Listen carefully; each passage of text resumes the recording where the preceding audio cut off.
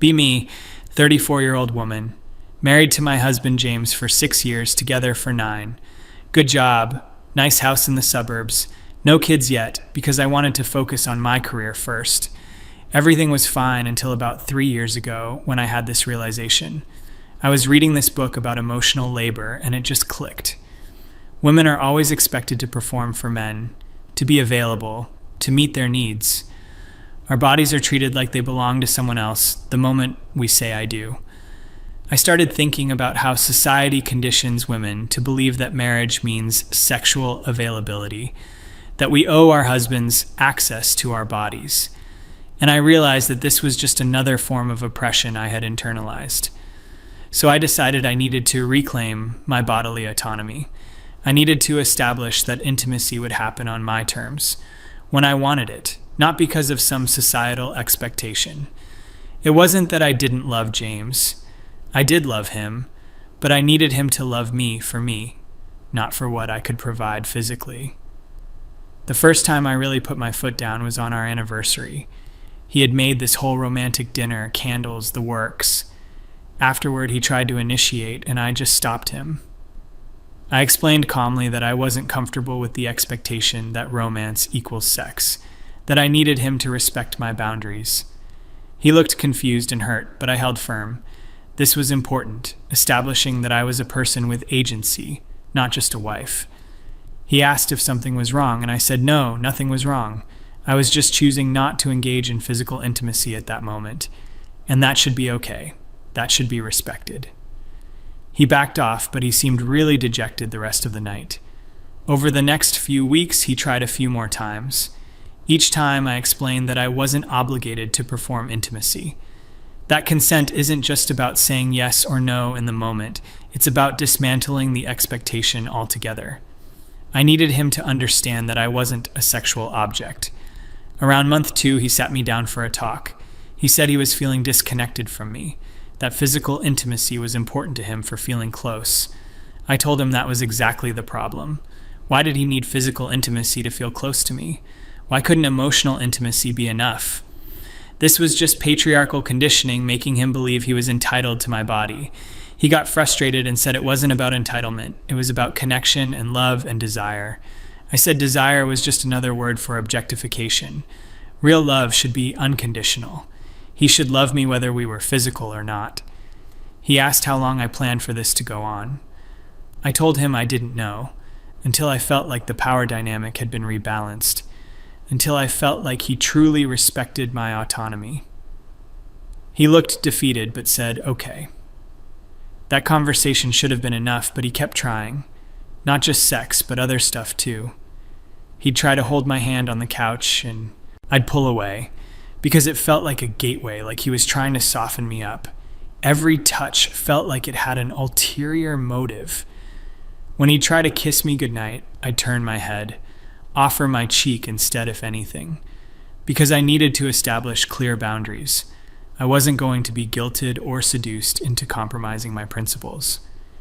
He'd look sad every time, but that was his issue to work through. His sadness was rooted in his expectations, and those expectations were the problem. Around month 4, he suggested couples counseling. I said, absolutely not.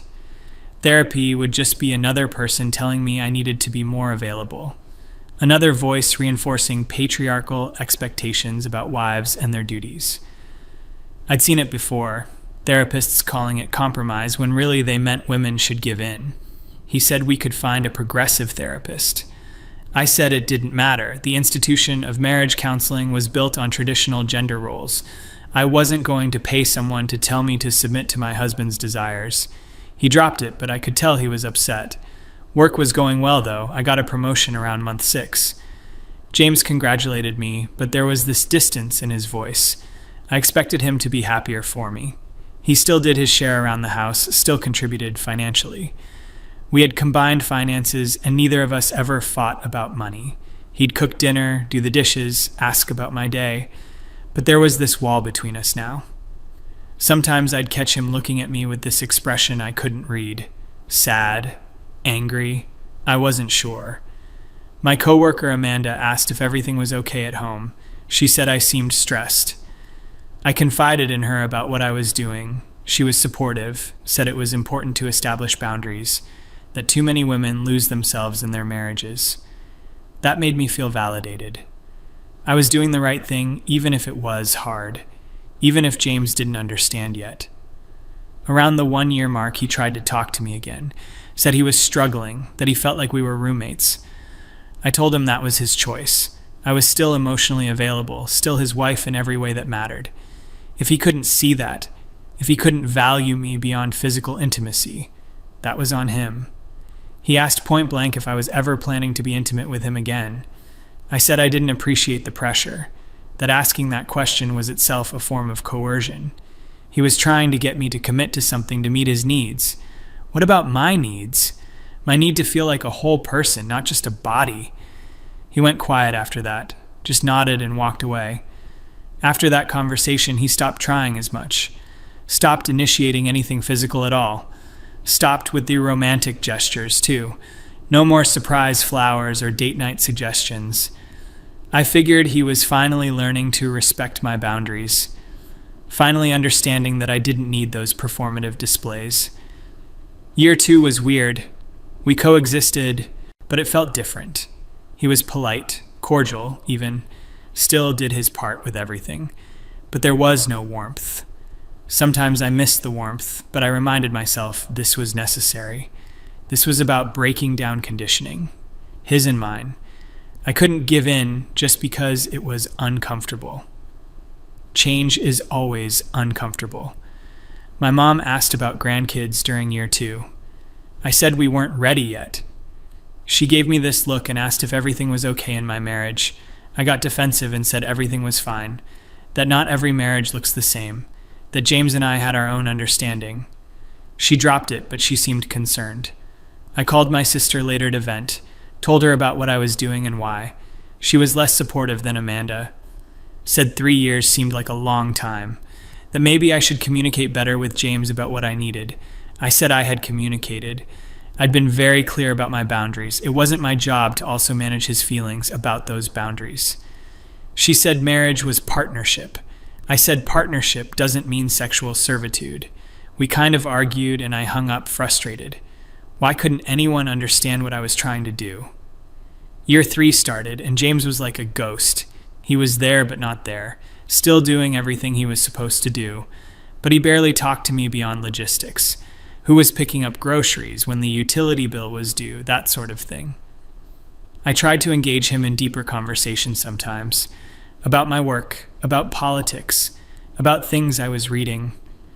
He'd listen politely and give short responses, then excuse himself to go to the gym or work on something in the garage.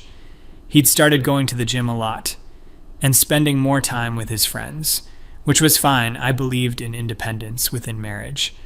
But sometimes I felt lonely. I'd think about asking him to stay home and spend time with me, but then I'd remind myself that I couldn't demand emotional intimacy while refusing physical intimacy. That would be hypocritical, even though they were different things. I pushed through the loneliness, told myself this was part of the process. Around month 30, I noticed he'd been staying late at work more. Came home one night and could smell perfume on him. My heart dropped and I asked him about it. He said he'd been at a work event, lots of people there. He wasn't defensive, just matter of fact. I wanted to accuse him of something, but I had no proof. And part of me knew I had no right. But I was still his wife. He still owed me faithfulness even if I wasn't being physically available. Those were the vows, in sickness and health. This was just a different kind of health. Emotional health, my health. I let it go, but it bothered me. Month 32, he asked if we could talk, sat me down very formally. I thought maybe finally he was going to tell me he understood, that he'd worked through his entitlement issues. Instead, he asked me again about counseling, said he thought we really needed it, that he was trying to understand but he couldn't keep living like this. I felt my defenses go up immediately. Told him the same thing I'd said before, that counseling would just reinforce oppressive structures, that if he truly loved me, he wouldn't need sex to feel connected. He asked if I even wanted to be married to him. I said of course I did. Marriage was about commitment about partnership. He said it was also about intimacy, and I'd completely cut him off. I said intimacy meant more than just sex. He said it wasn't just about sex, it was about all of it. The touching, the affection, the physical closeness. That I'd rejected all of it for almost 3 years. I told him I needed space to reclaim myself, that I needed to know he valued me as a person. He said quietly that he'd always valued me as a person, but that I'd never asked him how he felt about any of this, never asked what he needed, just made a unilateral decision about our entire relationship. I said it was my body and therefore my decision. He nodded slowly and said he couldn't argue with that. Then he got up and went to bed. I sat there feeling weirdly unsettled, but I pushed it away, reminded myself I was standing up for myself. Month 34, early on a Saturday morning. I was having coffee in the kitchen. James came in dressed nicely, said he was going to meet a friend. He seemed calm, almost peaceful. I thought things might be getting better. He was accepting the situation, learning to live with my boundaries. Maybe we were turning a corner. He came back a few hours later. I was in the living room reading. He walked in and handed me an envelope. I asked what it was. He said I should just read it. I opened it and saw the words, "Petition for Dissolution of Marriage." My brain couldn't process it at first. I read it again. Divorce papers. He was divorcing me. I looked up at him in complete shock, asked what this was supposed to be. Some kind of threat? A manipulation tactic? He said no. It was real. He'd filed for divorce. I felt like the floor had dropped out from under me. Asked him why, what had happened. He just looked at me with this tired expression, said I'd rejected him completely for 3 years, that he'd tried everything he could think of, tried to talk to me, tried to suggest help, tried to understand, but that I'd made it clear this was how our marriage was going to be, and he couldn't live like that anymore. I stood up, papers falling to the floor, told him he couldn't just leave. We were married, we made vows. He said I'd broken those vows 3 years ago when I decided we would no longer have a real marriage. I said we did have a real marriage. We lived together, shared finances, shared a life. He said we were roommates who shared expenses, that he'd stayed faithful, kept trying, kept hoping, but that I'd never once considered what this was doing to him, never once asked if he was okay. I felt panic rising. Told him this was ridiculous, we could work through this. He said he'd asked me to work through it for 3 years and I'd refused. I said I just needed more time. He said he didn't have any more time to give, that he was 36 years old and he wanted a full life, wanted partnership, intimacy, connection. And I'd made it clear that wasn't what I wanted with him. I told him he was being selfish, that marriage was supposed to be unconditional. He said marriage was a partnership, and I'd opted out of my part while expecting him to maintain his. That wasn't unconditional love, that was servitude. I didn't know what to say to that. He picked up the papers and put them back in the envelope, told me to get a lawyer, that he'd be staying at a friend's place. He'd packed a bag already, it was in his car. Then he just left. I stood there in shock for probably an hour. Couldn't believe this was happening. He couldn't actually be serious. This was just a dramatic gesture. He'd come back. He had to come back. But he didn't come back that night, or the next night. I called him, and he answered very formally, said we should only communicate through lawyers from now on. I asked if we could just talk. He said we'd had 3 years to talk, and I'd shut down every conversation. Then he hung up. I called Amanda crying, told her everything. She was sympathetic, but even she seemed a bit uncertain. Asked how long it had been since we'd been intimate. I said 3 years, but that wasn't the point. The point was, he'd given up on our marriage. She went quiet, and then asked if maybe I should have gone to counseling. I felt betrayed, told her I thought she understood. She said she understood setting boundaries, but 3 years was a long time. That maybe I'd taken it too far. I hung up feeling angry and alone. Called my sister next. She was less sympathetic, said she wasn't surprised, that she'd wondered when he was going to finally leave. I asked what she meant. Why would she assume he'd leave? She said because I'd essentially ended the marriage 3 years ago, that he'd just made it official. I told her she didn't understand, that this was about autonomy and respect. She said it was about me making unilateral decisions and expecting him to just accept it. That relationships required compromise, and I'd refused to compromise at all. I asked her whose side she was on. She said there were no sides, just a failed marriage, and that maybe I needed to take some responsibility for my part in it. I hung up on her too. My mom called later that week after my sister told her. She was gentler, but essentially said the same thing, that marriage required give and take, that intimacy was part of marriage, and I'd withheld it for years. I tried to explain my reasoning about bodily autonomy. She said she understood autonomy, but that I'd also made a commitment, that if I didn't want a traditional marriage, I should have communicated that before getting married, not unilaterally change the terms 3 years in. I told her. It wasn't about traditional or non-traditional. It was about respect. She asked if I'd respected James and his needs. I didn't have a good answer for that. The divorce process started moving forward. His lawyer sent paperwork. I got my own lawyer who asked me to explain the situation. I told her everything.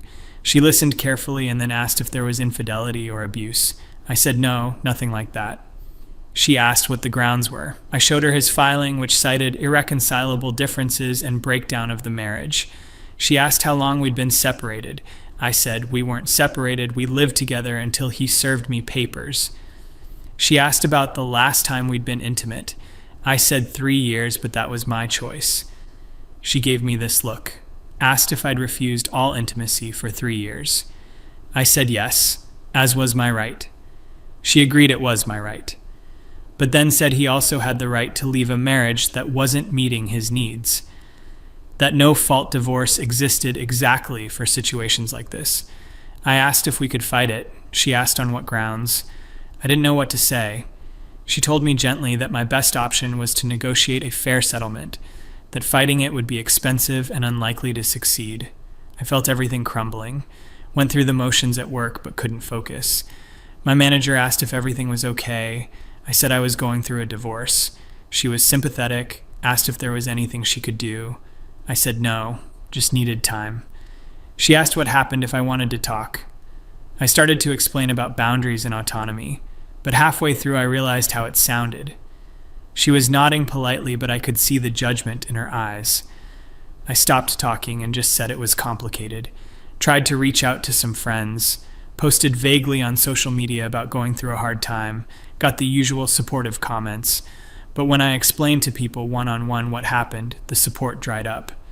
Everyone seemed to think I was in the wrong, that 3 years was too long, that I should have communicated better, that I should have tried counseling, that marriage was about compromise. I felt so alone and misunderstood. Didn't anyone understand what I was trying to do? I was standing up for women everywhere, refusing to be reduced to a sexual object, reclaiming my body and my choices. But apparently, that didn't matter. Apparently, I was just supposed to perform my wifely duties. James came by one day to get more of his stuff. I tried to talk to him, asked him to reconsider, said maybe we could try counseling now. He stopped packing and looked at me, asked why now. Why was I willing to try now when I'd refused for 3 years?